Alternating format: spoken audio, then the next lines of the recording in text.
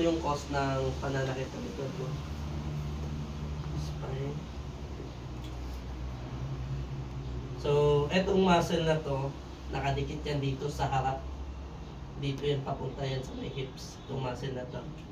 Ngayon sa, every time na uupo tayo, di ba pag umupo tayo, ito nagkukontract to. Nagkukontract yan. Sa loob ng mahabang oras na lagi ito nakakontracted, minsan hindi siya hindi siya nag-i-stretch ng masyado. So ngayon, nangyayari ngayon, pag hindi ito na-stretch, overcontracted siya, hihilain niya yung spine. Ngayon kasi dito siya. So hihilain niya to. Ngayon pag nahila niya to, nangyayari, magkakaroon tayo ng tinatawag na pinch nerve. So ito yun ha. Puputok to, depende kung saan side. Pag putok niyan, sciatic ang kakalabasan mo. May ipit tong nerve na to, sciatica. Bababayan hanggang dito sa may lower part. So ito lang yung stretching na kailangan natin. Kailangan natin bumalik sa stretching. That's why sa body reset, meron tayong thigh stretching para ma-stretch to. Kasi ito, hindi ito nakukuha sa hilot. Nasa deep muscle to, pinakailalim eh. Ang may kakakayahan na method na para ma-stretch to, para bumalik sa dati niyang length, is thigh stretching. So, halimbawa, iaangat ko itong paa dito, patalikod. Mahihila niya to, babalik sa normal to. Pag ito bumalik sa normal, eto, bubuka na yan. Magkukompress. So, ingat, pag lagi nakaupo, matik yan po, contracted yan. May naka-experience ba na galing upo, pag biglang nabot ng seconds bago tumayo, ito yung muscle na to. So, kailangan, may stretching itong muscle na to, psoas, iliac. 85% ng pananakit ng likod galing dito. Importante stretching. Yes. Kaya pag minasage mo siya, hindi din siya ganong effective pag minasage. Hindi naman ito nakukuha ng massage eh, kasi deep muscle to eh. So pwede mo siyang kunin sa pinakailalim. Pero napakasakit nito. So kailangan to stretching.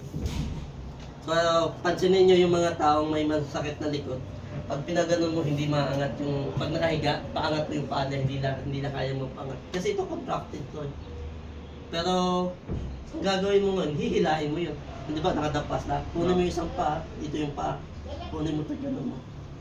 May stretch to. Masakit nga lang talaga. Umpisa no? Oh, kaya ang ginagawa namin dito, biglaan, nakatalikod ka kanina sir. Bigla yung para ito siya, magre-release to.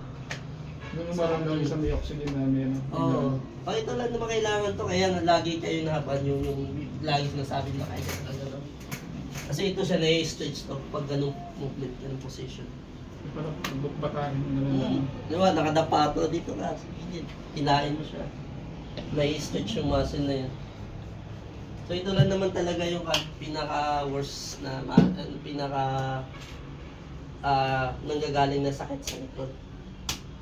Bukod doon, yung mga sa upper back, wala na lang yan, weak na lang. Sa upper back naman nangyayari. So kapag slouch, lagi nakaupo, nakaganito. Somatic na yun. Parehas lang din siya to, nagko-compress din to. Naipit yung ugat, so di natin alam kung anong klase ugat. Magkakaroon ng headache, migraine, vertigo. So package yun. Pag meron ka ng headache, migraine, vertigo, tagos yan. Ngalay sa braso, upper part. Pag tinulak mo tong muscle na to, sa ilalim sa may clavicle, pag tinulak mo yan, masakit yan. Kasi overcontracted yan. Kung merong ganito sa suwas ang back, meron din doon sa neck. So kasi lagi nakaganon. So overcontracted itong muscle na to. So kailangan may mga stretching din. Siguro naman yan. Lahat din natin ng stretching pa rin. Ano kapag may problema na sa spine, hindi na makukuha sa stretching yun. So kailangan ng adjustment. So, after adjustment, pwede na stretching. So parang basic yung stretching sa ano? Basic stretching lang yun. Wala. Actually, yung mga stretching lang na mga rotation, mga tinuro sa ating goods nyo.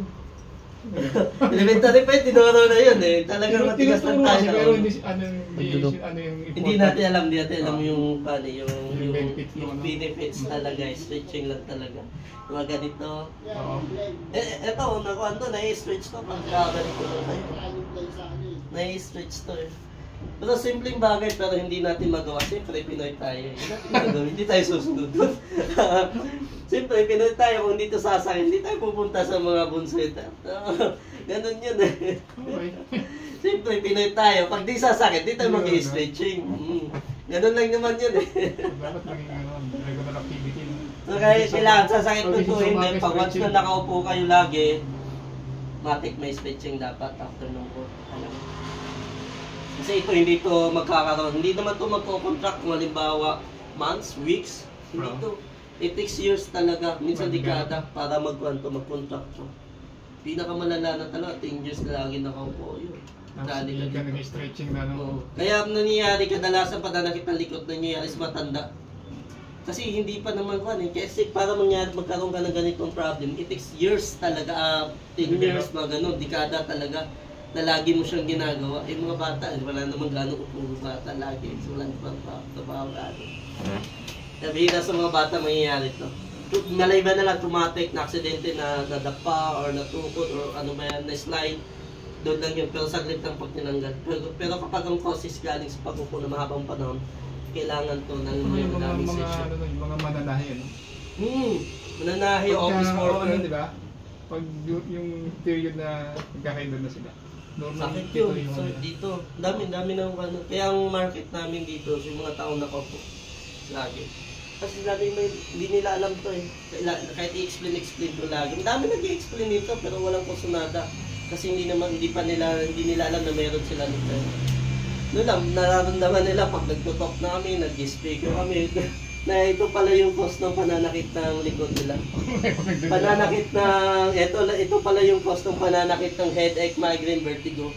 Actually, ang vertigo, hindi yan pupunta ng vertigo without na hindi dadaan sa headache.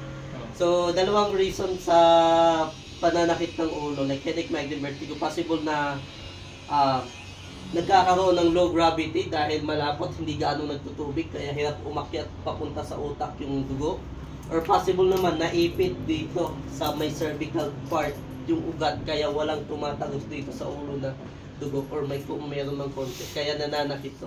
Minsan nabubord din. Oo, kaya sabi mo, pag headache, may vertigo, ganun, basic lang yun, seconds lang, natatanggal yun. Pero kung ang dahilan ng vertigo is tubig, minsan, pag nakainom ka ng hydrated ka, nawawala to.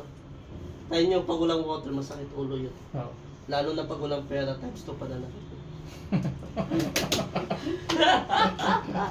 Okay, that's all.